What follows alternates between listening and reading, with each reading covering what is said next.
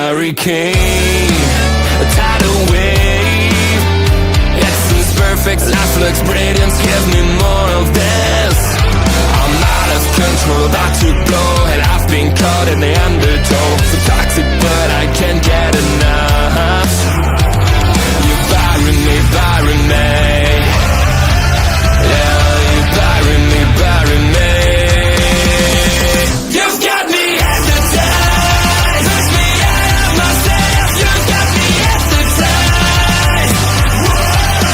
I can see, I can hear, going crazy, but the light has got me hypnotized. You've got me hypnotized. Can I get you out of my head again?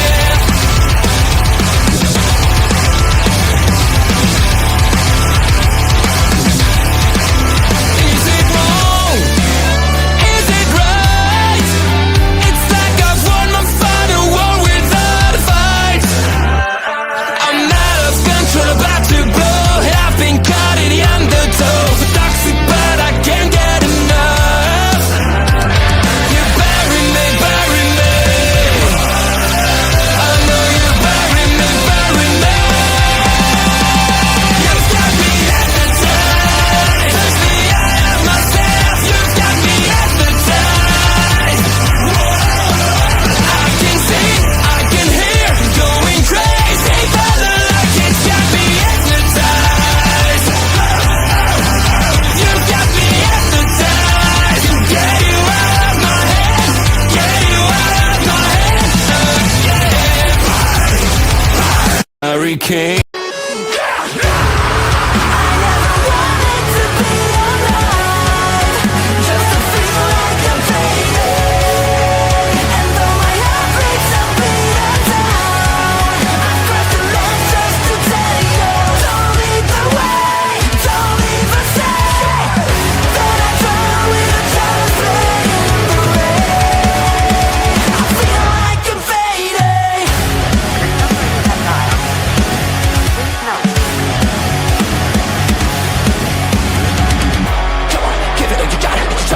But you make it no worse. Every time you hear these words, I'll be down the road, cause I know the odds are better on my side. I don't want you to try to be wise. I'm calling you cry. I never wanted to be alive, just to feel like I'm fading. And though my heart beats a beat down, I've got the legs just to tell you, don't lead the way, don't even say that I drown with a child playing the rain. I feel like I'm fading.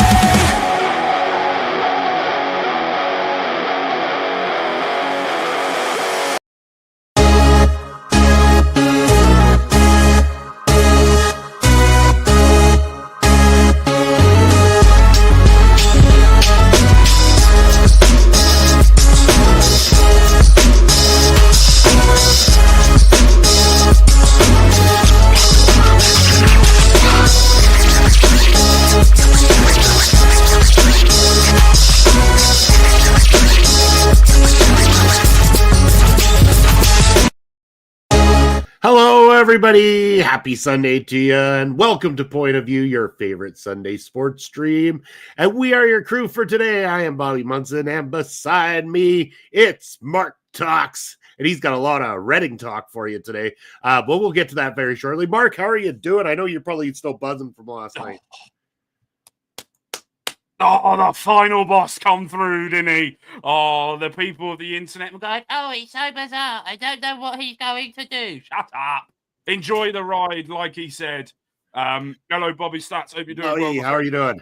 The Rock, this is apparently, I've been seeing a lot of talk. This has been in the works for months. This whole thing was in the work for months. And you knew that it was going to get proper, as there's now the reports coming out saying that when the Elimination Chamber finished, Triple H told everyone to leave Gorilla, and he told the people in the truck to listen to his and Lee's sayings of where to go. So there was only two people that fully understood what was happening.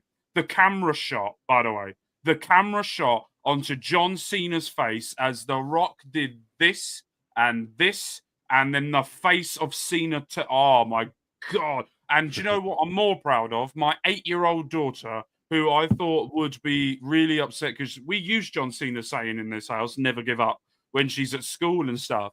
I thought she might be upset. She went, yeah, beat him. I was like, yes, I'm growing another heel in this family. I'm loving it. But no, we've got lots of sport to discuss. We had America doing a national anthem with the good old Canadians booing it. You score, Canada.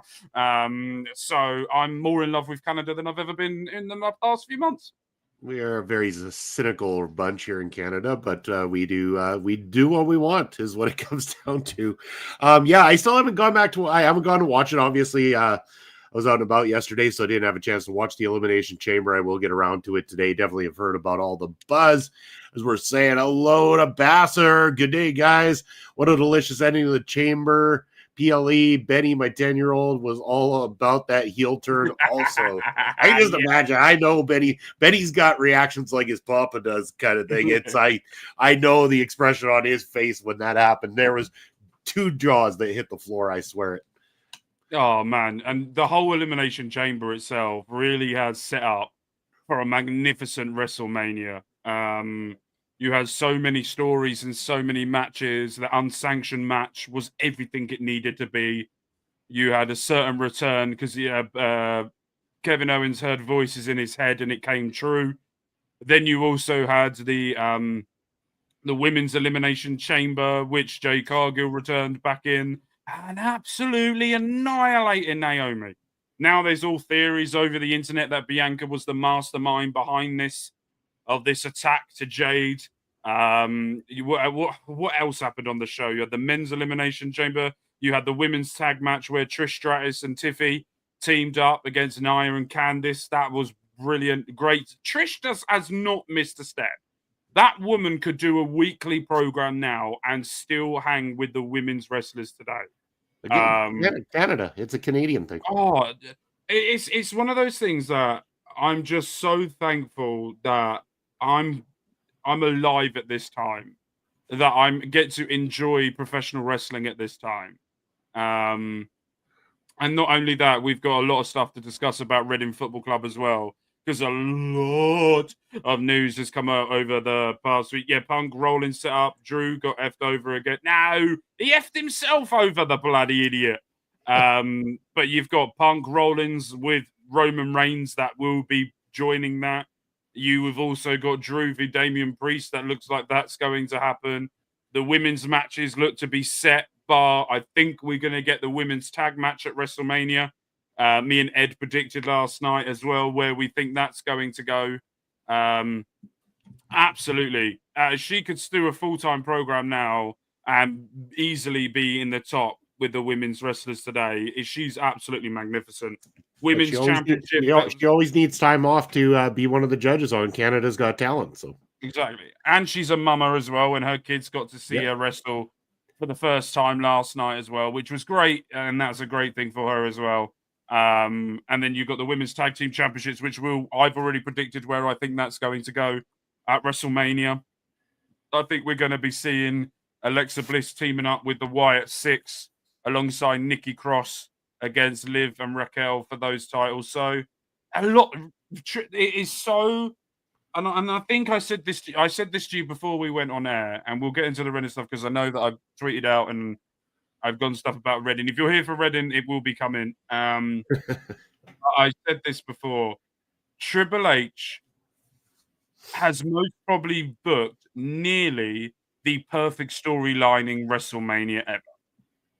And it may be a shout. There might be others. But if you look at every single match that has this card for WrestleMania, so many stories are going to be told. So many investments are being made. Also, we may not even get Bayley on WrestleMania. That's how big this WrestleMania. She's potentially going to be going on Stand and Deliver against Roxanne Perez for Roxanne Perez's final hurrah in NXT.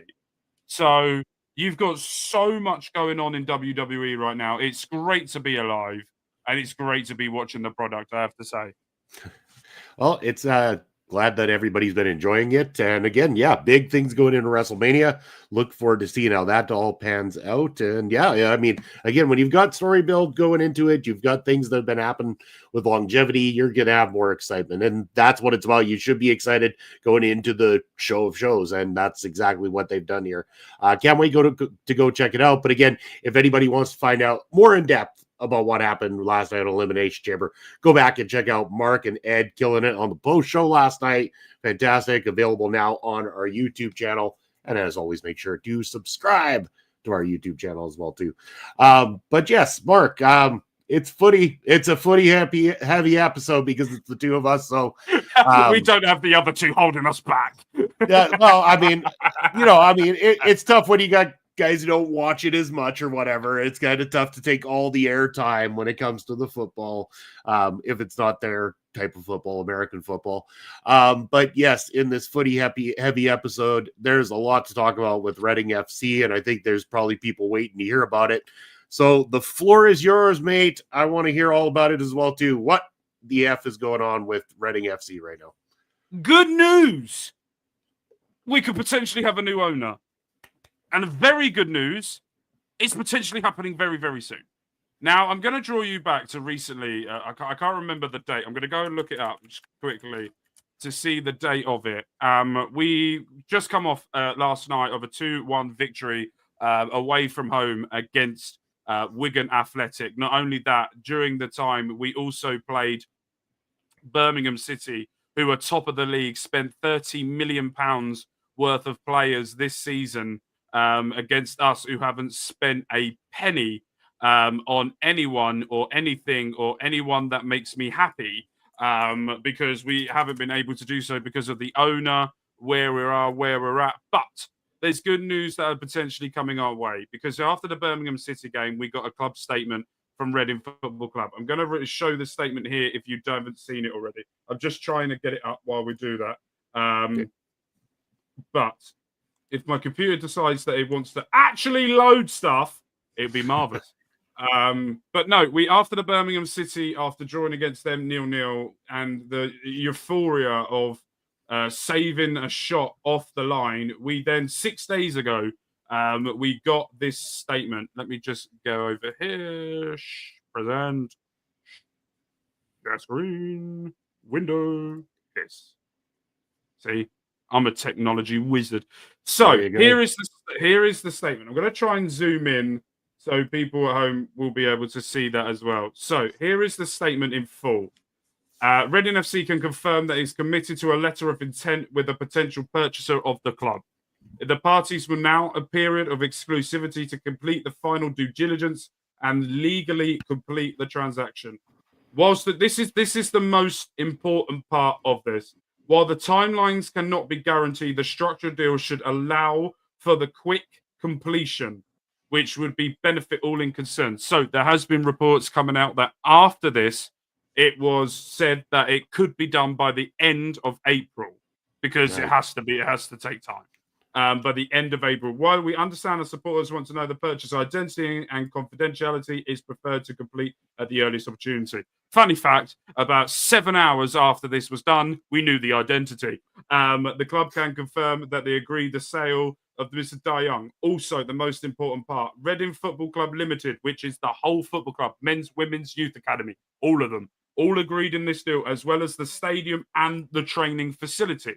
Why is that a big deal? Well, we need to know who this person is and what he is. Who is he? What is he? Well, who's this bloke? Why is he invested in Reading Football Club? Well, this is his name. We're going to go down a little bit further here, and here he is. His name is Robert Platek. He is an investment banker / other things as well. So what I'm going to do is, if you're watching this on repeat or you're watching this live, I'm not going to say every single thing. So if there's parts of this was done by Jason Stevens on LinkedIn. He did this whole profile thing on this guy and the companies he worked for. If you want to go back and look at it, make sure you go and see him, or pause the video at certain times, or mute me so that I don't interrupt you while you're reading. Whatever way tickles your fancy, gets you to the finish line, go for that. So, Reading FC to become the new CMO. MCO, and the controlling of Robert Black and BDT and MSD Partners Limited. Casapia are a club that is currently owned by this consortium investment group. Now, who are they? MSD were founded in 2009 and an affiliate investment of MSD Capital. They were founded in 1998 of the family office of Michael Dell, the founder and CEO of Dell Technologies, the computers. Dell Technologies is now valued at $77 billion. In 2002, MSD Capital restructured the DFO management, the Dell family office, and is one of the largest family office globally with $31 billion annually of annual revenue. And then they've also got $91 billion in revenue throughout. They've generated $17 billion in profit between 1998 and 2021. In 2023, MSD merged partners with DoD Holdings to form this new partnership. They were founded in 2009. They're a Mercian bank with an advisory and investment platform. And I've just looked at my screen, and Bobby Munson will not be happy of what just happened. If you don't know, Man United are currently playing Fulham in the FA Cup. BDT is, I'm letting him just stall that in for a bit. So, who are these people? Who are the people behind this whole investment group? Here are the key people. You got Brian Trott. He's from Chicago. His net worth is $3.7 billion.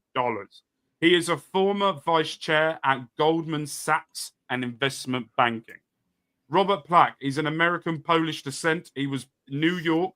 Net worth unknown. For some reports say millions, but others suggest towards $1 billion.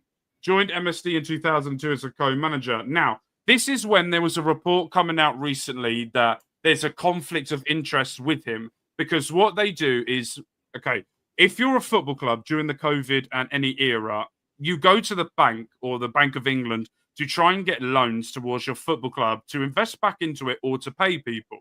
If that doesn't work, you then go private. It's like life.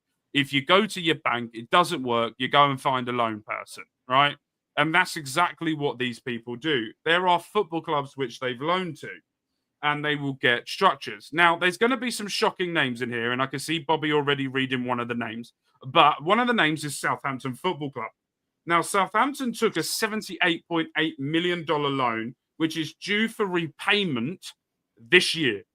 The 9.14% interest rate translates to annual payment of 7.2 million. So add 7.2 million onto the 98 million, and that's how much they're getting. Wow. Burnley Football Club also needed a loan, which then they provided between 60 and 80 million to officiate the takeover that happened recently, where we know if you're American, JJ Watt, former NFL player, is also a guy behind this. And they needed between that for the £170 million takeover, which we're getting in a 9%, which they will be getting, not we, because we don't get any of this money, in a 9% interest. West Bromwich Albion is another football club in 2002, got a $20 million loan, later increased to support operation costs amid ongoing ownership uncertainty. Now, I'm not sure if this has been paid back yet or they're a loan, but I know that there's been a takeover at West Brom, and I know that they're going to be paying it back. Derby County also took a $30 million facility to Derby during their 2021 administration crisis. Through the club's subsequent relegation to League One has complicated repayment, which means that they're trying to find a way of repaying it, but not as often as other clubs. So, but they have to repay it. Sunderland also took a £9 million loan to then owner Stuart Donald in 2020 via FPP Sunderland, which is a consortium that also Robert Plack also was part of the consortium that tried to buy Sunderland. Swansea also took a loan out, and West Ham have took a £120 million 5-year loan, 9% interest on top of that, which is $10 million per year, provided to them in 2021 to help with the sustainability of it. That's a £55 million of that was repaid in 2023. Everton, another one.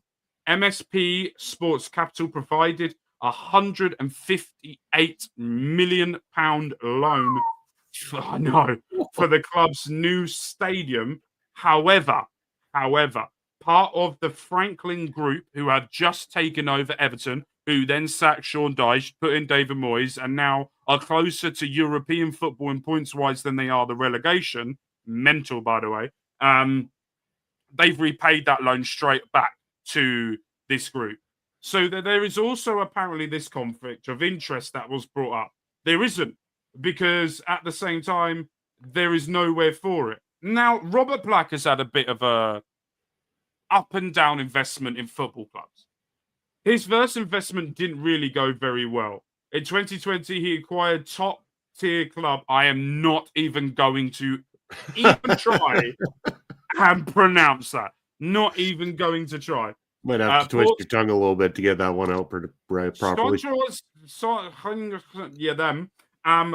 He got it wrong. He got the people in charge wrong. He got the way that he was just throwing money at it. But they obviously they got relegated in 2022, and then he passed it on. He didn't sell it. He passed it on to someone else to deal with, and now they're back into the top tier. It also says here that this was a failure. It wasn't a failure, because in 2021, Spezia, the Italian Serie, Italian Serie A, deal reported 25 million euros. They were relegated in 2023, but they were recently promoted. So they had really, in Italy, it's a bit like the Premier League. You struggle like hell once you get promoted. But he then sold it in 2020, in February, which, by the way, if you think about it, he sold that just in time to try and take over at Reading. But his absolute massive success he's done, in 2021, he took over Casa Pia AC in Portugal. He took them over in the 3rd division of the Portuguese football. He then got them with the structure and the money and everything to the Premier Liga in 2022 after 83 years without being in the top flight. Not only that, plans to build a new stadium for the club, and they're currently 6th in the Portuguese league. Like that's impressive. It's massive. It's brilliant. You can tell that he's gone. He's gone from improvement to improvement. Do you know what I mean? He didn't really know what he was doing, but then was like, right, it was my fault. Did a bit better, but couldn't really get it done. Right, now I know what I'm doing. You know, it's like experience. He now understands the pitfalls. Now, we're not going to go through all of this, but here are the partnerships and the holdings and the investments that they've done in Portland Timbers, Unrivaled Sports, Under Armour, BD Partners. In the closing statement, likely ownership for this and doing that. It goes on to say, ending pending will come to financial vehicles, and it's all about those. So, why am I getting very, very excited about this? Well, one reason and one reason only, and it's this. That is it. The structure of the deal allows for a quick completion. We've had 6 statements from Reading Football Club before. Not once was it mentioned like this. Not once was there mention of a positivity spinning on this. And the excitement levels of that is astronomical compared to what we've gone through before. Yeah. We've had an owner that has just done nothing for years. Haven't spent a penny since 2022. Where you've got clubs like Wrexham, you've got clubs like Birmingham spending tens of millions of pounds in League One. And we are currently, I'm going to show you right now, if I can get out of this. Homer ready for, look at that beautiful bastard. Look at that beautiful bastard face. Doesn't that look beautiful? Fucking love this. It looks a lot better than the score I'm currently looking at. The manager, I love everything about them. All right, but if you look at this, we are currently 1 point. Yeah, sorry. No. I have a done. Oh, sorry. So if you look at this, Birmingham City spent millions. Wickham really don't spend much, but have spent. Wrexham, tens of millions in their first season. Stockport doing a fantastic job, by the way. Huddersfield up there as well. We are 3 points away from the relegation zone, unbeaten in our last 5. Scored 2 goals in the last 5 minutes of a game in the last 5. For a team that hasn't spent any money, this is the most positive. I'm also really weirded out that we're this way around. It's better that way. This is your show, not mine. That's fair. So it's very much. I'm so excited for the future of Reading Football Club. I need this to go through to make my life a lot easier. But everything is looking so much better than what it has been for the. This has been 2 years worth of protests. 2 years worth of every single week finding ways to try and get this guy out of a job and trying to get things going. And hello, Lauren. And to try and get things going. But to think about now, hello. But to think about, we are so close to being a football club again. It's my mind can't comprehend it. It's phenomenal. If you've got any questions, anyone in chat or Bobby, please ask. Oh no. Basically, I mean, I understand where it goes and stuff like that and how ownership can work, but maybe explain a little bit more in depth for viewers that might be watching on replay or watching with us live that don't understand what it means to have somebody come in to inject this new kind of life and the money that potentially could be injected and what it can do for a club. You know, what it could do for any club really, but what this is going to do for Reading in particular. I'll give you statistics. Reading Football Club right now has the lowest attendance in its history, in league game history, with the size of the stadium we've got. This owner has driven fans away. Fans will not turn up to the stadium. Fans will not. They will support at home, but they will not put money in his pocket. Understandable, right? To have a new owner come in will rejuvenate not just the football club, not just the city, but for everyone. And I'll put this in a personal way as well. There are a lot of people in Reading that only have Reading Football Club. They don't have any other interests. They don't have any other way of life. They wake up Reading Football Club. They go to bed Reading Football Club. They have Reading Football Club pajamas. I've been trying to get those sheets to be Reading, but my wife won't allow it. Anyway, those type of things. There are people that have gone through so much mental health suffer because of this, that this would be the massive weight lift. It's like this, right? And this is going to be a weird way of analogizing it, but this is the only way I can think of, right? At the moment, we're in an abusive relationship, right?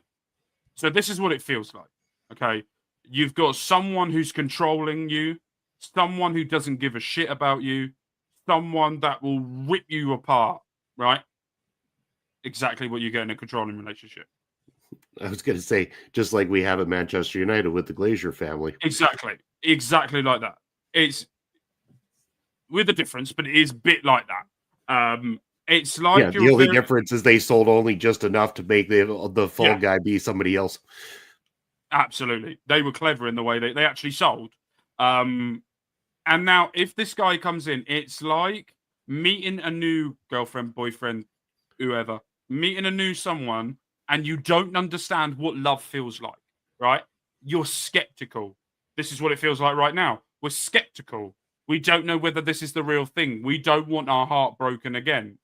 He will cut. If this goes through, it will be like, how do I put this without pissing off my wife? Right. I'm talking football. No, I'm not talking. I'm going to piss my wife off with this comment. If this goes through, this will be single-handedly the greatest day of my life. Right? It will be tied first with the birth of my children, and that's how much this is. People won't understand that, right? People won't. Birth of your children, Reading's takeover, and then your marriage, right? Like that. It's marriage a good thing your wife doesn't watch this show, right? I know, that's why I can say stuff. I just really hope no one sends it to her. But no, it's very much it's that, right? I live, breathe Reading Football Club. I've got a season ticket. I've had a season ticket. I worked out the other day for 20 years. I've had a season ticket at Reading Football Club. Week in, week out, I've gone. We were in the Premier League for the very first time. I went every single Saturday, home, away. I went from Reading, which is down by London, up to Newcastle, 6.5 hour coach ride to watch Reading lose 3-0 to get 6.5 hour coach ride back the same day. I've been all over this country supporting this football club. And it's just, this is, when you are, Americans don't understand this, but Bobby does because he's more English than anything else. When you have a football club, you can't, it's you. You're it. You're stuck with these. It's the most I picked the worst teams ever, right? I've got Reading Football Club, Miami Dolphins. Both don't know how to win at the moment. So it's very much for me, this could be the greatest thing that's ever happened. Yep. And we're just so skeptical. If there's any questions about anything, please.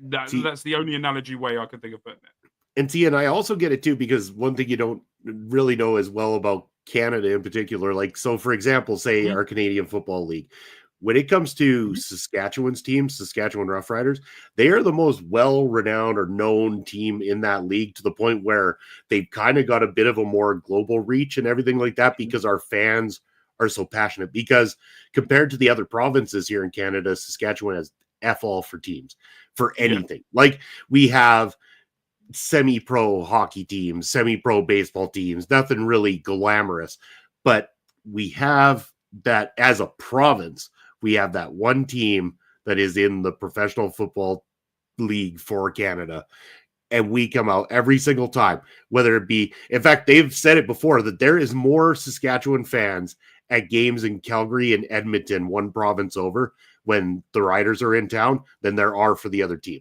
because that's how passionate the Saskatchewan fans are. They sell the stadium here out, and then they follow the team across the country.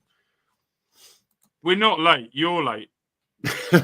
We've just been on that long, STG. No kidding. Yeah, kidding. We've been online for about an hour and a half. That's why you're late. I hope you're doing well. Good to see you too. Good to see you too. Happy to have you here. But it's like last night, by the way, last night, Pat McAfee mentioned Saskatchewan on Elimination Chamber as well. Nice. Good. That's a good boy right there. So he and the speaking of good boy right there. Oh, I'm sorry to interrupt you, but damn, STG. Nice, brother. Nice. Very nice. Awesome. Good for you. You can go back and check it out. Go back. I went on a full tangent. Yes, beginning of this show, or go check out the post show from last night as well too. We went on that, but no. And I think the good thing about, all right, so I'm not going to get into too political, but I think the good thing in life that we've got right now is that there's certain things in life that I didn't realize, right? I knew that Canada and England were basically nearly the same thing, except some of you talk that dirty French. But at the same time, we're basically the same. We've got the same sense of humor. We've got the same way of thinking of life, and we've got the same healthcare. Yeah. I think that's probably the same thing. But we were part of the British Commonwealth. That's why we adopted everything from the UK, from England itself. So same with New Zealand. You'll find New Zealand have a lot of those same traits as well too, because of that exact Commonwealth that we all had together. And it's one of those things where, like, Canada is very much becoming that thing now where you're getting respect. Like, I've always respected Canada. I also like to go about a lot because I find it hilarious, right? What are you talking about? That makes me laugh. But you're also getting respect now. And it's a bit like it's like when someone turns up in your house and you've called them a bad name, and then you try and rescind that, but then argue with that person, and then somehow the whole world turns against you and then goes against the person that turned up at your house. Now, if you get the hints what I'm getting at, and I'm not saying it, then you know where I'm going. But at the moment, it's like Canada's getting the respect that he deserves now. Do you know what I mean? And I think that that's a good thing to see. And and I hope that you guys keep doing the American national because it's fucking hilarious. Well, yeah, you and we guys keep will, doing it. we will, because that's what Canadians do. I'm telling you, man. When we're passionate one way or another, we will voice it. We will be heard. We go all in. That's the thing. And like, there's some of the comments here. Yeah. I mean, there is a difference between those two French-speaking languages and everything like that, and there is a disdain between the two for it as well too. Canadians are a fun, passionate group of That's like people. us. And like you talk about saying a boot, and it's like not all of us say No, things you that don't. way, but I love making fun of it too, because every time I hear about Canadian languages, it's like I'll string it together just jokingly. It's like, you get someone around and you'd be like, okay, well, I'll speak Canadian to you. Hey, buddy, what's that all about, you big hoser? Let's go down and get some maple syrup in our pancakes. That's the greatest sentence ever. Especially when you do it, right? I can try it, but my accent will not be coming from Canada. It'll be coming from somewhere else. But when you do it, it's just like, I need more of that because it's so good. Yeah. But we're gonna move on, and I'm gonna ask you the question now.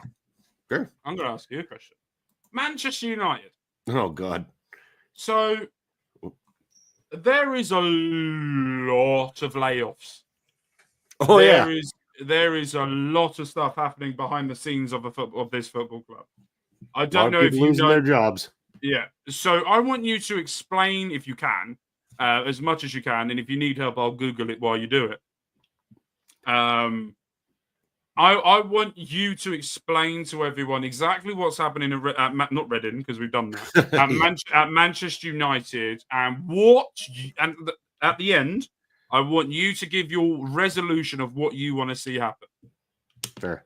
Okay, so for those that aren't familiar, this would have been about a year ago now that Jim Ratcliffe of Ineos ended up making an investment into Manchester United, not for a full takeover of the club, because we have been owned by the Glazer family out of the United States for quite some time now, and it's been heartbreaking. They don't seem to have the interest. They caused a lot of debt that was carried over from other teams, including their NFL investments, that carried over to the Manchester United side of the debt.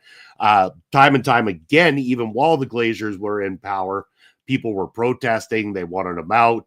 At the time, we were still doing great, though, because we had the greatest manager, probably one of the greatest managers of all time, in Sir Alex Ferguson, who could spin shit into gold. I mean, because that's just how good he was as an individual. But since his time there, nobody has been able to get the mentality right. Or if somebody starts to get that momentum, there's always one person in the back room that, has a problem with them, and things go from bad to worse. The debt keeps rising. We kept bad investments. That's the other thing. We wanted to bring in named stars. That's the big difference between Sir Alex Ferguson and a lot of the managers that were brought into Manchester United, who felt they needed to buy big name players or players that were way overpriced for what they actually were, or what they had accomplished so far, with the idea that they were potentials for the future.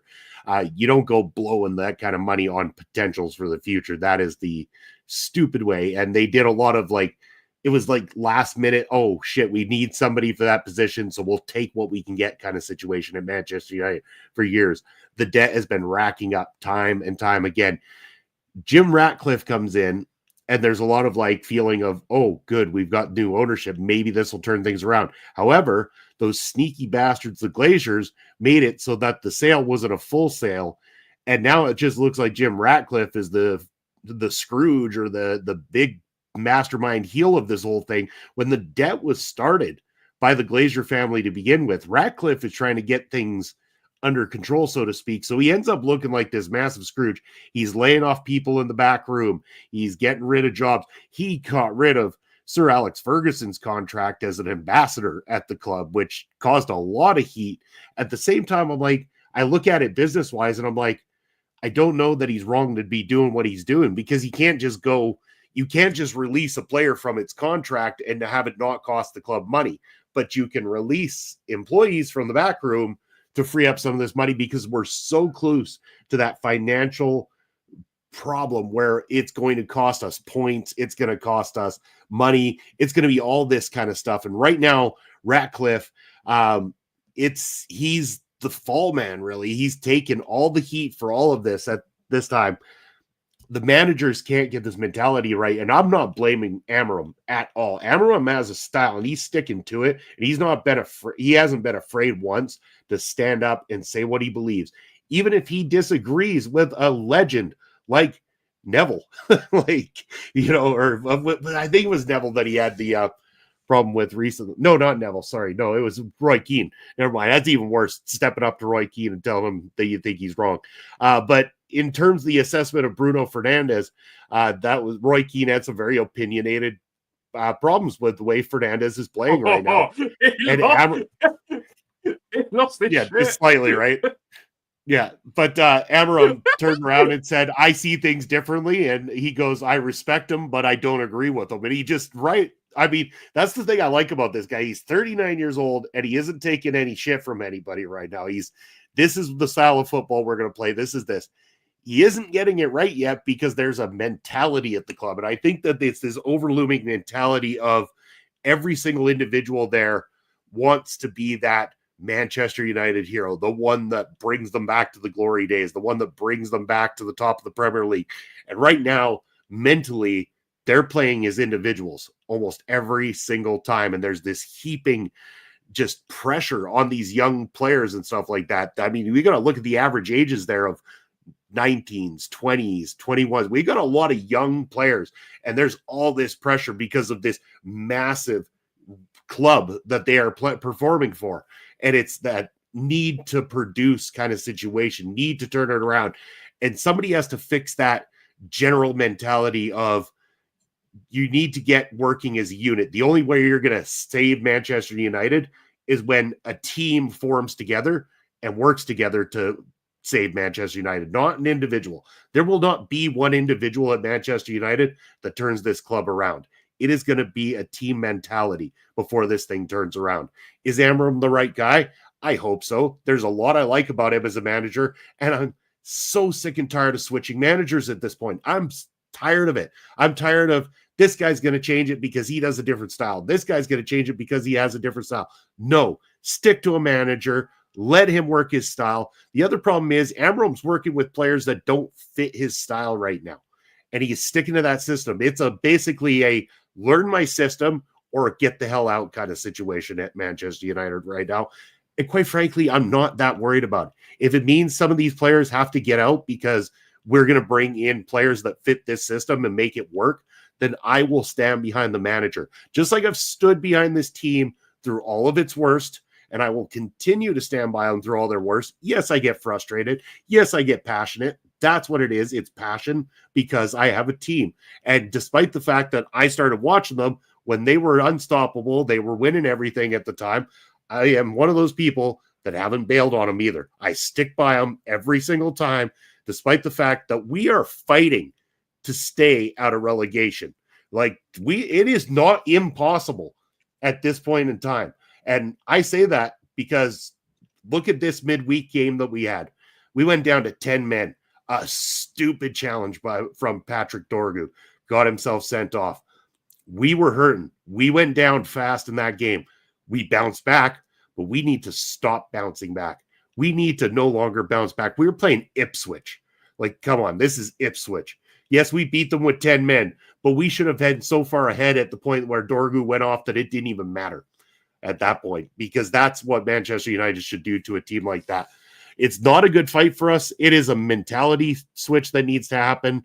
And at the same time, maybe these players need to understand that these are regular people's lives. This isn't a footballer losing out on a 10 million pound contract or a, whatever £1 million contract. These are regular people, everyday people that want to put food on the plates for their damn kids. And you guys pissing around and underperforming on the football pitch right now is costing regular people their jobs and their right to live right now. So pull your heads out of your asses collectively, start getting past what the media pressure is and all this kind of shit.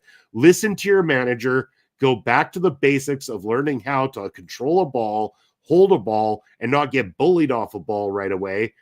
Pick your passes properly and put the ball in the back of the goddamn net. And I say this right now as we are in the second half against Fulham in the FA Cup, and we are 1-0 down. We are 1-0 down. And right now, what's going to switch it? I don't know. We put in Garnacho. We put on Victor Lindelof for Euro. Is it turn it around? No. They still haven't put a ball in the net. So, yeah.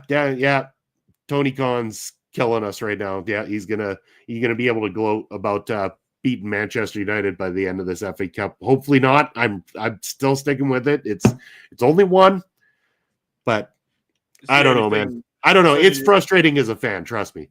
So one thing is, if you do lose this, then if you do lose this, then that's the only thing Tony Khan has ever beaten. Especially not ratings. I had to get a dig in, and it made me feel so happy. What is your solutions? I know you say pass it around, get it in the back of the net. If you were Jim Ratcliffe right now, right? And I've just seen and I've read as well while you were talking that the Glazers have added another £50 million of debt to Manchester United. Yeah. If you're Jim Ratcliffe right now and you're the head of the sporting operations, realistically, right? What are you doing? What would be your first main aim? Of one, you need to find a way, as we saw, as you were talking, I brought up on the screen as well, £750 million worth of debt that still hasn't been repaid after they brought the club. What would you do to try and bring that down, but not only that, have sporting success at the same time? I mean, you got to get rid of some of the heavy lifters there with the high contract numbers. You got to. Casemiro's got to go. Rashford has to be sold. Antony has to be sold. I know they're on loan right now. Doesn't matter. We need them sold. Can I just say, funny thing, by the way, Antony's gone on loan to Real Betis, and he has a goal contribution of 1 goal or assist per game. And he's actually been the main player for Real Betis. Not only that, Rashford come on against Chelsea the other week and annihilated their wingers to get them from 1 goal down to come back and win it. I don't understand how a mentality change is. Sancho went on loan to Dortmund, did absolutely brilliantly out in Dortmund. There has to be, okay, so we're talking about money. Let's change that. How do you culturally change Manchester United? Because there's a culture factor in this. How do you culture it? Again, a lot of those players that we're talking about with the heavy contracts and stuff like that, they have those, like, again, there's nothing that they have to lose in all of this kind of thing. Like, they can go on to another team and suddenly new life is bred into them. And I mean, you can call it new, going somewhere with a mentality shift. Sometimes it's also the league. I mean, the Premier League is the toughest league in the world, hands down. So going from the Premier League to another league sometimes, that could be all the difference. Rashford's a different story because he's still playing in the Premier League and he come on. I think with him, it's a mental change. It's less pressure for Marcus Rashford to go out and play right now the way he's playing than it is to go out and try to be that hero for Manchester United. And I think that's what it comes down to. A lot of it I blame on the media, to be honest with you. The media puts so much pressure on United's performance because of their global reach. And that's the biggest problem, is it's such a global club that there's so much expectation, that heavy expectation, that when they're down this deep, that mentality in the locker room, that mentality that's there, I'm not sure what the answer is in terms of bouncing that back. I think that they need to get players with the right level of mentality, the ones that are going to listen to Amarim, the ones that are going to play for Amarim and the club. They're going to be there kissing the badge. And there's players there that are willing to do it and have adapted to it beautifully, but we need more of them. We need more of them ready to go. We need to understand that this youthful team needs to understand how to play together, because week in and week out right now, Amarim's making the same mistakes that Eric Ten Hag made, and he doesn't have a consistent starting 11 at all. I mean, you can blame it on injuries all you want, but there is not it's very inconsistent on which lineup that he is selecting to go out there. There's been a slight bit of consistency in some of the positions recently, but that consistency needs to happen more often so that that team understands how to read each other, how to play together, and how to become a well-oiled firing unit. And I think that's what needs to happen in order to make this shift happen. I mean, Amram's not wrong. This season is done. Like, they're right now, they need to stay alive and not get relegated. And that's what he's looking at right now, because there's nothing more he can do than that, other than try to keep them in the fucking Premier League at this point. That's all he can do, and try to win a cup. But apparently he doesn't want to do that either right now. So I'm looking at stats. Marcus Rashford has played 4 games for Aston Villa and has got 2 assists. And if you look at Anthony, in the 5 games he's played for Real Betis, he's got 2 goals, 2 assists. Mental. Just the mentality of Manchester United. I think it's more. I think the characters of the players are not right. And Roy Keane absolutely losing his mind with Ian Wright the other day about Bruno Fernandes, and he is right. He is not. Bruno Fernandes is not a Manchester United captain. He's not. And the thing with Bruno Fernandes is he is a very good player. We're not denying that. Very good player. But he hasn't got the mentality for this. And my worry is, right, so if you get rid of Rashford, right, I'm going to get the man. All right, we're going to play a game. All right, hold on. I'm going to play a game with you. All right, we're going to say sell, keep, or die. Not die, because you don't want to kill them. Manchester United squad. And I want you to say if you would sell them, keep them, or start them. Okay. Okay. So let me get this up. I'm on the Manchester United website. I feel very ill right now being on Manchester United website. It feels so wrong in so many ways. Right. So let me share this with you. Also, it does make me laugh as well sometimes when you lose your mind about when I see you on Blue Sky and you go, okay, we scored, it's fine. Okay, so this is the Manchester United first team that they've got on their website. Okay, so we're going to go through some of them. Tom Heaton, don't worry about, he's going to retire or do whatever. He's the third choice. Doesn't really matter. So this guy here, Bayondir. Yeah, him. He had, there was the one time he had such a bad game that I would have, at that point, I would have been like, you're done. Like, get lost, gone. But then he comes back and has a game for the ages after that. So I'm like, okay, he's a decent age. Maybe there is signs of why they have him there in the first place. Maybe we try him out a little bit more. I'm not sure. I don't know if that's the answer, but I wouldn't be as quick to want to sell Bayender just yet. At least if I didn't have the right backups. That's the thing. If I didn't have the right backups right now, Bayender is a good guy to have there. Now, if we go over to the other we're going to do this quick fire because we haven't got long left. So we're going to do quick fire. I want you to say, hold on. I want you to say sell, squad, start. Okay, you'll start them in a starting 11. They could be a squad player or you sell them. Okay? So, next up. Onana. Sell. Okay, Lindelof. I'd keep him as a squad, as backup. Maybe. I don't know. He's whatever. Yeah. I'm trying to give you a hint here. Well, I mean, I don't know what his contract's worth anyway, but whatever. He's going to be gone anyway. Does he even count? Yeah, he's sold. Mazzari. Yeah, I'm keeping him. He can be like, if he adapts to their style, then he's a starter for me. Yeah. Delit. He's hot and cold. I'd say squad for now. I'm not ready. I'm not convinced to sell him just yet. Harry Maguire. He's a start. You would have asked me You would have asked me a couple of years ago. I would have said sell. Now he's a starter for me. Martinez. This one's tough because he's hot and cold. But I think if we want to free up some money, that I think he's a sell. Lenny Euro. He's got to be a squad player for me. Dalot. He's a sell for me. I'm not as sold on him like other people are. Luke Shaw. If he wasn't injury prone, he'd be a starter for me. Squad if he can get back to health. Okay. Mason Mount. That's a sell. There's been nothing since he came to the club. He's offered nothing. He's been nothing but injury prone. He's a sell. Bruno Fernandes. He's a sell for me because I want fresh blood and I want to see somebody else take control of that center. Okay. Christian Eriksen.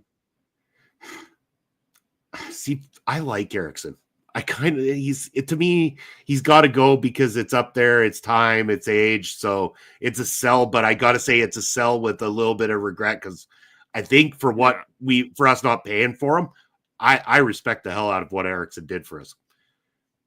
He's a good player. Casemiro. It's got to be a sell with the price tag and everything. He's got to go. Ugarte. I like him. He's staying as a starter for me. Kobe Mainu. Starter. Toby Collier. Squad. He's a good player. Very good player. Rasmus Højlund. If he keeps playing like he has this year, then it's a sell for me. Okay. Especially with what he paid. Again, Rashford. I like Rashford, but he's got to sell because it's just he's not United anymore. Xerxes. He's got to go. Ahmad. That's a starter for me. Garnacho. He's also a starter. Garnacho. This is your team. Anthony. Sell. Ethan Wheatley, and then you got Jadon Sancho. I don't think you have a choice in the Jadon Sancho situation. I don't really have a choice. I would love to have him as a starter, but sorry, I guess that's not happening. No. Yeah. I think if you did what you did, they need to rebuild. They have to rebuild. They have to get rid of a lot of players. They have to bring in some youth players and bring in some better players for it. They need to be more tactical in the transfers that they buy. They need to think about it more and do it that way. But you also got a Legends tab. Who's in the Legends tab? Anyway, but yeah, no, I think you're right in the majority of things. There's a couple I disagree with you on.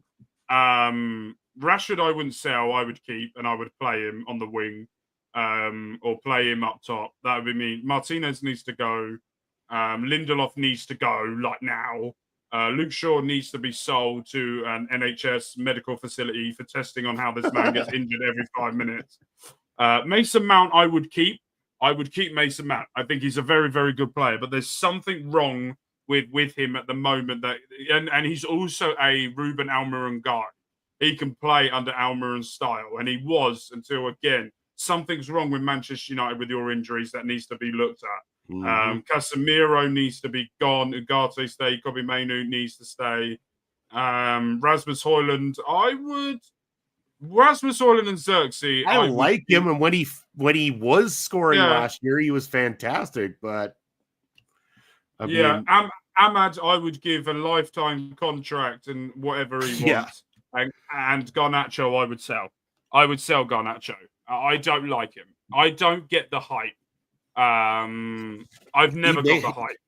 He adds something on the field for us right now that we don't have. So until there's a suitable replacement, I say okay. I agree. All right, I'll agree with you on that one. I'll agree with you on that one. But there is still, and I think you'll admit, there's still something missing from his game that needs to be tweaked, or as Roy Keane would do, bully into you. So, but by the way, if you haven't seen it, please go online and watch Roy Keane, Bruno Fernandes, and there's a recent one. It's about 4 minutes long, and he gets more progressively angry during the conversation goes, and there's about 2 minutes in where he goes so high pitched with anger. It's great television. And for all of you Ted Lasso fans out there, Roy Keane is essentially Roy Kent from Ted Lasso. Yes, that 100%. As soon as I saw it, I'm like, that's Kino. That's totally Kino. 100%. You've got Slava, that's Zlatan Ibrahimovic. There was so many of them throughout the whole thing. It was just like I could pick it all apart. I'm like, that's this guy. That's this guy. You want to know something funny? Yeah, what? Bruno Fernandes has just scored. I know. We're just slating him. I'm going about it, and he's just fucking scored. He has been scoring. I'm not like I don't hate Bruno, but he's costly, and he's not getting any younger. Bruno Fernandes heard what we were saying, and he's gone. Probably, I'm yeah. going full final boss moment. I'm going to do it myself. He's like, I'm fuck gonna y'all. Anyway, speaking of which, Mark, we are getting to the top of the hour and we have to go and do some recording here outside of this. So let's get to our goodbyes. Your ticker's up on the screen. Let them know where you're at and what you got coming up. Tonight is the final match of WrestleMania 2025, or what are we in? 2K24. So it's the final ever 2K24 show. Also, I want to go back to something. I talked about John Cena early on the show, and I did a poll on X. Was this the most shocking heel turn in wrestling history? 70% of the people that voted said yes. 20% said no, and 10% said Dom Dom was the best. So I agree with the 10%. But that was a fun little thing that I did online as well. But yes, we're ending 2K24 today. So March 7th, this Friday, we are dropping the draft video. On Monday after that will be the first episode of WWE Raw on Netflix. Yes, you don't know who the general managers are. We do. We know who they are. You will find that out on the draft video that's coming this Friday. On Mark Talks Football, we are trying to get South Shields to the Premier League. Last night, we had the FA Cup semi-final against Manchester City. Make sure you go and check that out. I got angry. Make sure you check that out. And also, I've been on here a few times this week. On Friday, I was here making an impact. I was here last night doing Elimination Chamber review. And I'm here again today doing PFA. And next Friday, hopefully Astrid and Brett are back. But if they're not, another solo one for me, doing another TNA. And then at some point, I will be all over your screens on OLE when it comes to WrestleMania, because I'm not turning down a show when it's WrestleMania season. So Bobby's going to get absolutely sick of me by the end of WrestleMania, because I'm going to bully my way into every single pre-show, post-show, shit show, whatever show it could possibly be. But yes, make sure you check that out. Good thing we've already made the decision that we're going to try to limit everybody to only 2 shows that weekend if possible. So don't worry about it, people. We got that all wrapped up. But that's what Mark's got going on. As for myself, you can catch me across all social media as well as on here. What do I got coming up? I've got, Saturday is me and Papa Smokes doing Prairie Pro Wrestling. Sunday's Point of View. Thursday nights, Ring Respect Radio. As you've seen just this past Thursday, we did the trivia, and Ed was our big winner. And the £10 donation, again, thanks to Mark with the sponsoring of the trivia as well, too. Next month, we are doing an all ladies night for the trivia. It is going to be the ladies on screen competing for the donation to a woman's charity, because it is Women's Appreciation Day coming up here in March. So stay tuned for that announcement coming very soon. As well as this week, I'm going to be sitting down with my good buddy Brad Scrivener from the band Chainfire, as well as his own personal studio, Scriv Studio. We're going to be talking all about his band Chainfire, about him producing and recording bands, and kind of some of the stories we have from when we met and when we used to play in bands and do shows together. That's going to be recorded probably on Tuesday, coming out to you on Saturday. So stay tuned for that. And pretty much that's where it's at. But all those things can be found at OLE Podcast. Follow us on all social media, as well as YouTube and Twitch. Make sure to like, follow, subscribe, give us a thumbs up, leave a comment to turn on the notification bell so you know when we have new material coming out right here on the channel. But from myself, from Mark, that's all for Point of View today. Take care, and we'll see you in a week's time, everybody.